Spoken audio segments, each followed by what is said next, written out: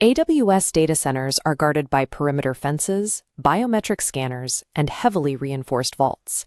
Yet, organizations hosting their infrastructure inside these physically impenetrable facilities still suffer devastating data breaches on a regular basis.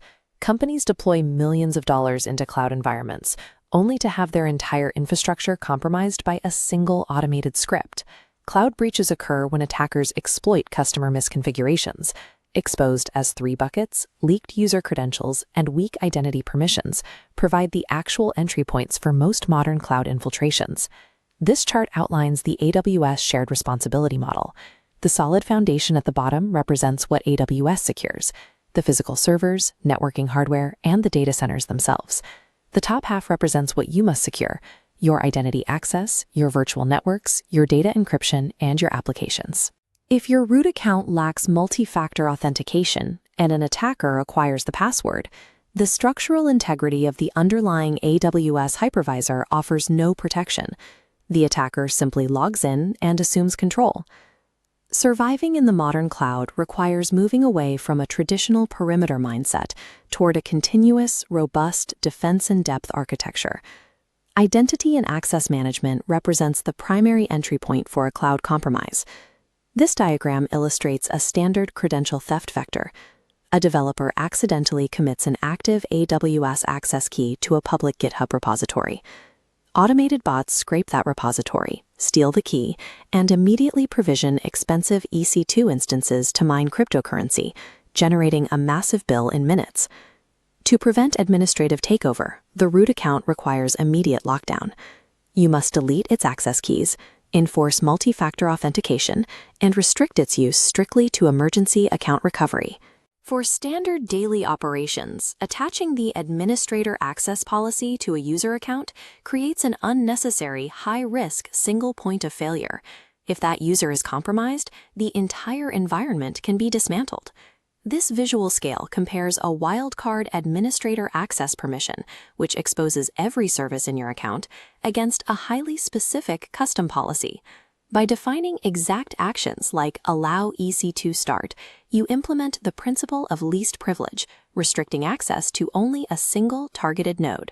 Modern cloud engineering replaces long-term static access keys with IAM roles, execution roles for Lambda, and task roles for ECS, which use dynamic temporary credentials that mathematically rotate on a schedule.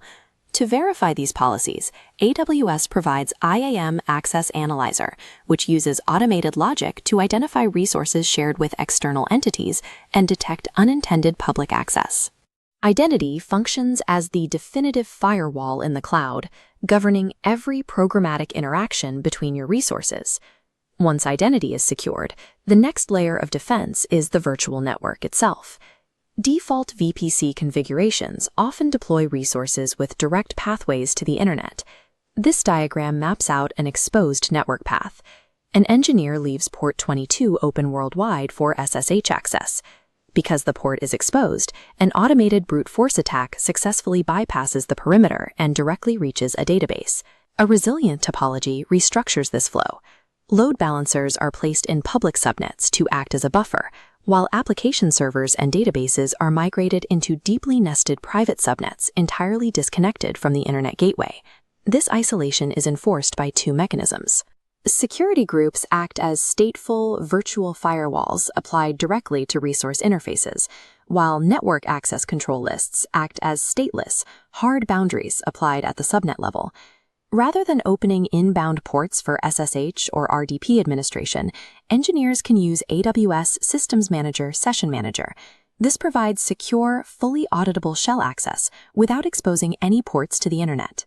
At the edge of the network, AWS WAF inspects incoming traffic for web-tier vulnerabilities like SQL injection and cross-site scripting, while AWS Shield actively mitigates distributed denial-of-service attacks.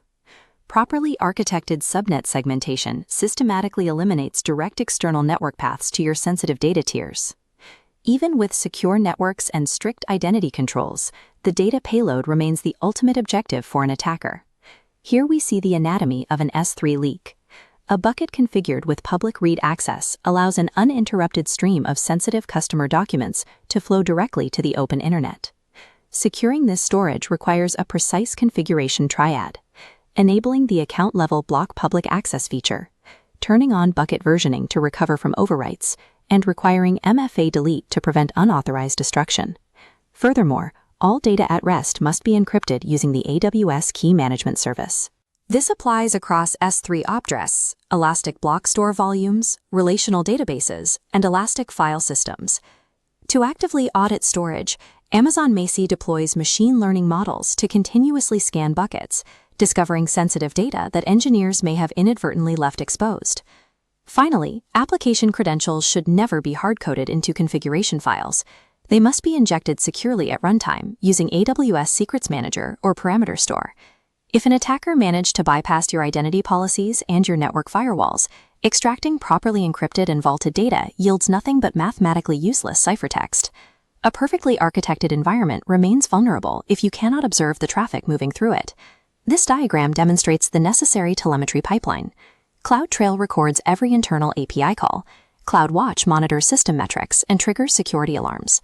And VPC flow logs capture packet-level forensic data across your network interfaces. To shift from passive observation to active drift detection, AWS Config continuously evaluates resource state. If an engineer modifies an S3 bucket from private to public, Config immediately detects the deviation from your baseline rule set. For automated vulnerability management, Amazon Inspector scans active EC2 instances and container images to identify missing patches and software flaws. Simultaneously, Amazon GuardDuty operates as an agentless threat detection engine, analyzing logs in the background to catch active crypto mining, credential theft, and API anomalies. As seen here, AWS Security Hub ingests the telemetry from Inspector, Macie, GuardDuty, and Config, aggregating every alert into a single unified dashboard for the security team. Logging without automated alerting merely provides a highly detailed historical record of a compromise. True security requires an active, automated response. We have systematically replaced a default exposed configuration with a hardened AWS infrastructure. This final diagram reviews the layered defense. We locked the root account and enforced MFA. We deployed temporary IAM roles over static keys. We segmented the VPC to isolate databases, blocked public access to S3, encrypted the data at rest, and enabled automated telemetry across the entire stack. This architecture neutralizes identity theft at the access layer, isolates the network topology, encrypts the payload, and establishes complete operational visibility.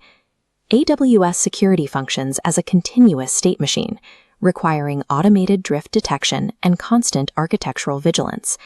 Which automated threat detection service do you find most critical in your production environments? Let me know in the comments if you prefer GuardDuty, Security Hub, or AWS WAF. AWS provides some of the most secure cloud infrastructure building blocks in the world. But designing the blueprint, configuring the locks, and maintaining the integrity of that architecture is entirely your responsibility.